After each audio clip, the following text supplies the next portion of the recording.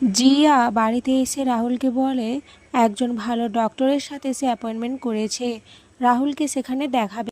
রাহির থেকে জিয়া জেনে নেয় কি কি দরকার। রাহি বলে কিন্তু জিয়ার সমস্ত কিছু মাথার উপর দিয়ে যায়। রাজীব বলে তাহলে রাহিমা তুমিও যাচ্ছ তো? তখনই রাহুল বলে ওঠে অভিমানে, না ও তো খুব ব্যস্ত থাকে, তাই না, ও মনে হয় যেতে পারবে না।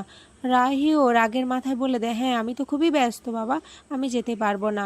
এদিকে মিমো অনি তারা প্ল্যান করে কিভাবে রাহুলের সাথে রাহিকে পাঠাবে। সেই মতো তারা জিয়াকে গোলাপ জল মেশানো শরবত খাইয়ে দেয়। আর এর ফলে জিয়া বারবার বাথরুমে যেতে থাকে, আসতে থাকে। রাহুল বুঝতে পারে না জিয়া এরকম কেন করছে।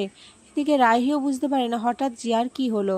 মিমো মনে মনে বলে, যা হয়েছে বেশ হয়েছে, রাহুল আর রাহি বৌদির জীবনে আমি ওকে কিছুতেই আসতে দেবো না। এদিকে ভিক্টর খুঁজে পায় না জিয়ার হঠাৎ করে এমন হলো কেন, জিয়া ঠিক কী করতে চাইছে। এখানে আজকের পর্ব শেষ হয়ে যায়। তো বন্ধুরা, তোমাদের কি মনে হয় রাহুল আর রাহির মাঝে কি জিয়া চলে আসবে, নাকি রাহি কাউকেই আসতে দেবে না? অবশ্যই কমেন্টে জানিও।